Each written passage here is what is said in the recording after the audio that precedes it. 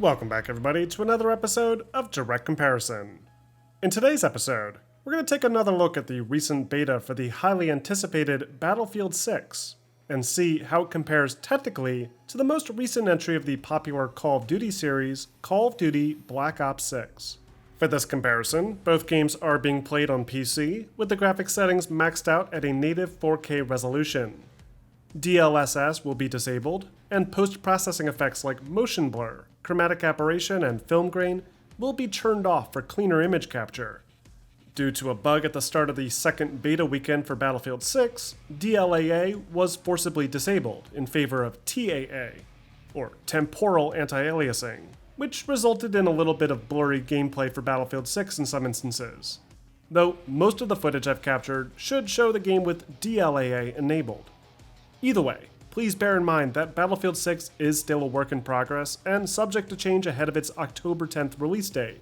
So things like graphic bugs, low texture quality, wonky looking physics, or other weird anomalies you may see have a chance of being fixed before it's launched.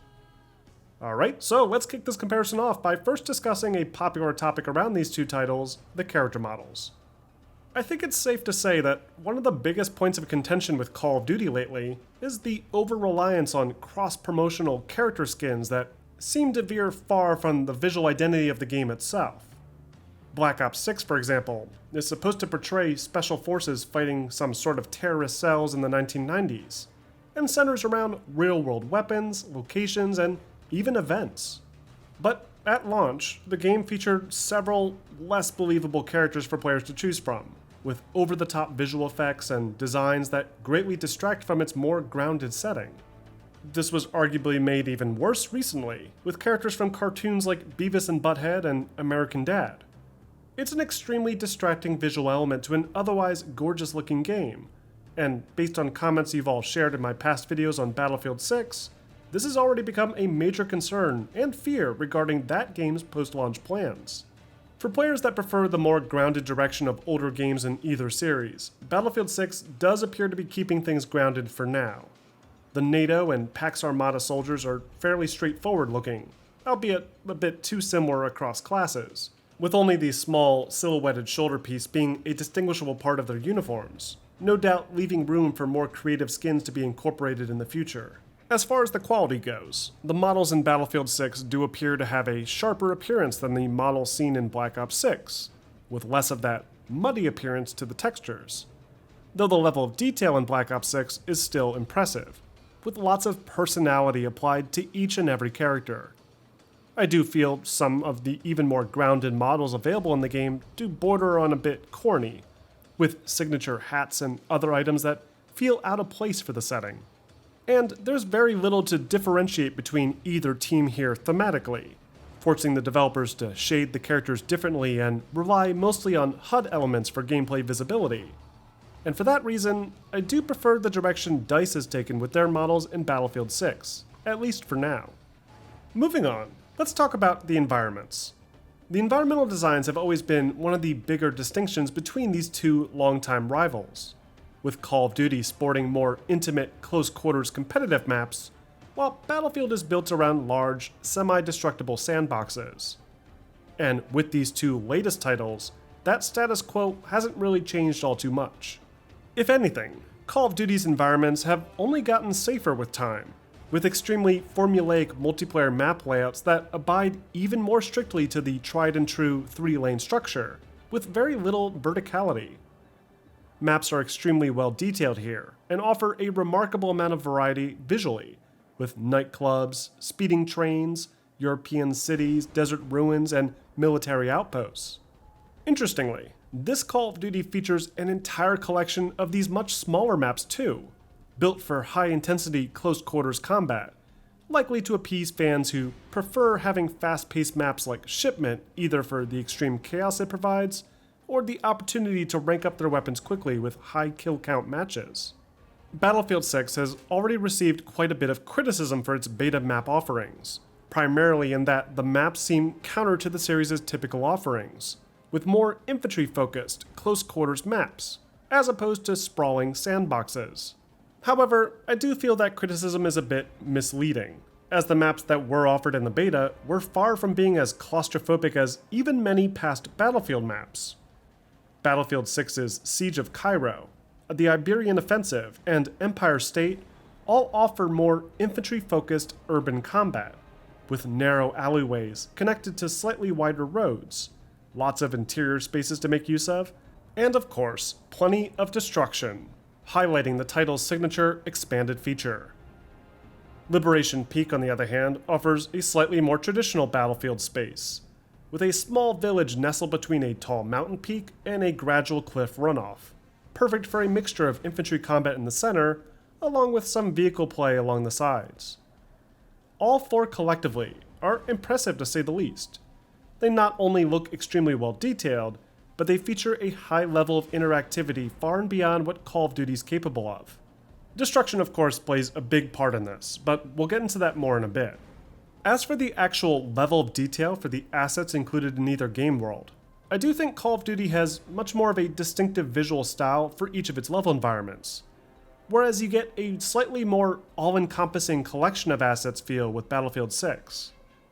There are, of course, distinctive level assets and details in each of the 4 maps in Battlefield, but Call of Duty's levels by comparison look like they have details that were handcrafted for each area, which helps each of its smaller levels stand apart from one another.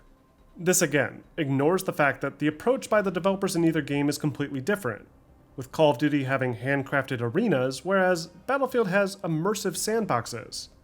But viewing it at a surface level, you do get the impression that the maps in Call of Duty look better visually.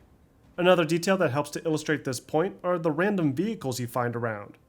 Call of Duty vehicle models can be destroyed in a number of ways, with the headlights, car hood, windows, tires, and fire alpha effects all looking visually superior to similar effects in Battlefield, though the actual explosion effects and smoke effects do look superior in BF6, and those explosions have more of an impact on the environment as well. Next up, we have the lighting. Lighting is a bit of a mixed bag, as there's aspects of Battlefield 6's lighting that I feel look superior to Call of Duty, especially in how much more realistic the game can appear as a result. Though, as we've seen in plenty of past Battlefield games, this kind of realistic direction does also impact gameplay visibility, something Call of Duty purposely avoids due to its more competitive nature. This is why character models stand out so strongly in Call of Duty, despite its more realistically lit game environments, and why Battlefield 6 has these strong halo silhouettes around its character models to help isolate them from aggressive volumetric effects and lighting volumes.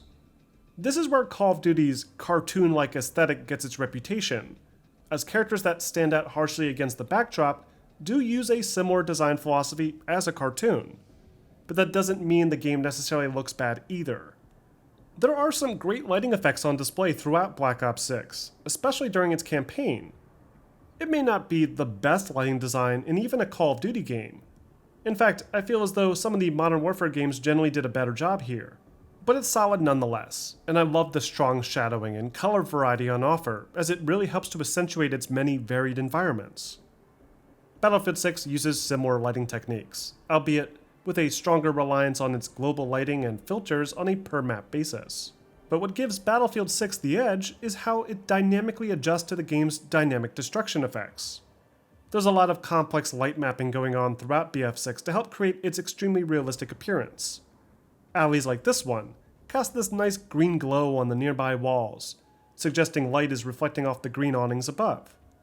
And interior spaces can have their light shot out, casting it in more shadow, only to be relit again if the player were to open a door or shoot out a decorative window. All this, coupled with the incredible volumetric effects in the streets of maps like Cairo, make for a more convincing presentation, and are arguably the most impressive aspects of Battlefield 6 technically over its competitor, outside of its destruction of course. Like the lighting, shadow maps are impressive in Battlefield as well, at least in how they behave within the dynamic environments. The actual shadow projections themselves aren't going to be as clean as those big shadows used throughout Call of Duty, and even have some slight problems when viewed up close. But they are also projected in real time, and cast lots of dynamic objects in shadow, like debris, projectiles, smoke, and other effects. Next up, we have effects. This is where Battlefield takes a sizable lead in the visual department, as the effects on offer in the series, especially in Battlefield 6, are fantastic. Nearly everything can be destroyed, with some impressive particle density, volumetric smoke effects, and various other alpha layers, creating some of the best building destruction in the series to date. It's not fully dynamic by design, so you can't topple stuff over and play with the physics necessarily, in order to maintain consistency within a competitive multiplayer environment. But it offers just enough versatility to make every match feel drastically different from one another. The village in Liberation Peak is especially fun to play around in, as nearly every bit of the town can be leveled, save for some central support structures. This allows you to play with the gadgets at your disposal more liberally, as you look to use the game world to outsmart your opponent, rather than just relying on pure weapon skill like in Call of Duty. Call of Duty does at least offer some destructible assets in all of its environments, which all look great in their own way, especially the way windows fall apart when you shoot at them, which looks far better than similar effects utilized throughout Battlefield 6. Things like fire effects also look considerably better in Call of Duty, as do water simulation effects that seem to be non-existent in the Battlefield 6 beta. Though it is still difficult for those types of effects to stand out in an arena where Battlefield has entire building facades crashing down on the player.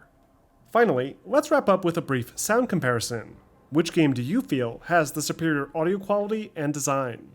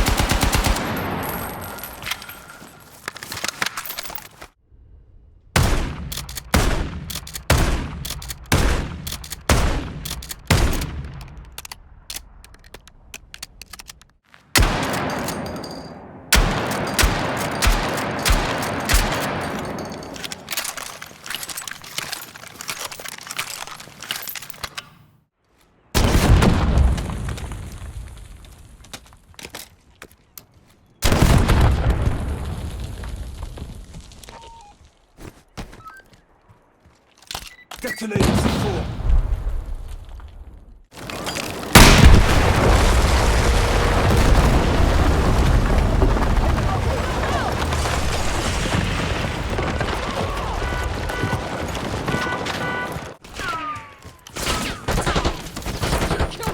Get off the track 20! Who's next?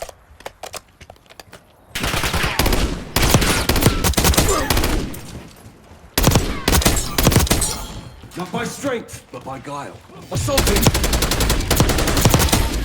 Crush 25!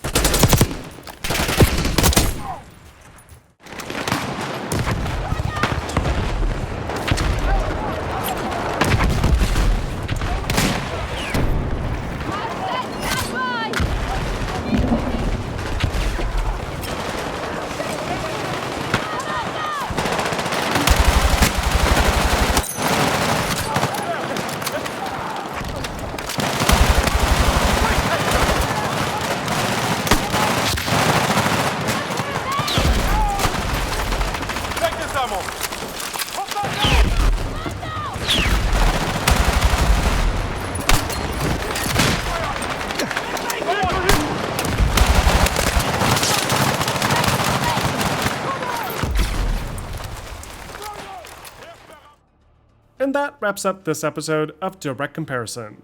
Overall, Call of Duty holds up surprisingly well against its returning competitor. Its lighting design, while less realistic, does deliver some impressive results regardless.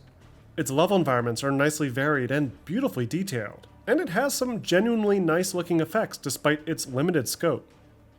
Battlefield 6, however, delivers an exceptional level of destruction to go along with its signature sandbox style, and couples that with great weapon model design, grounded character models, and gorgeously detailed environments that are densely decorated. I strongly disagree with the sentiment that Battlefield 6 feels like Call of Duty, as I feel even the smallest maps offered with that beta were still far larger than anything on offer in more recent Call of Duty games. And the combat, while definitely smoother than previous Battlefield entries, is still not nearly as fast-paced as what Call of Duty has turned into. That being said, this does highlight an interesting criticism that's worth acknowledging, as players returning to Battlefield are looking for something here that likely wasn't translated well with the beta. And hopefully, later maps planned for the full release will deliver something more akin to that classic Battlefield experience. But what do you guys think? Do you feel Battlefield 6 is visually superior, even in its beta state? Or do you feel Call of Duty has stepped up enough visually to be competitive in this area? Let me know in the comment section. And don't forget to like and subscribe for plenty more on Battlefield 6, among other games coming soon.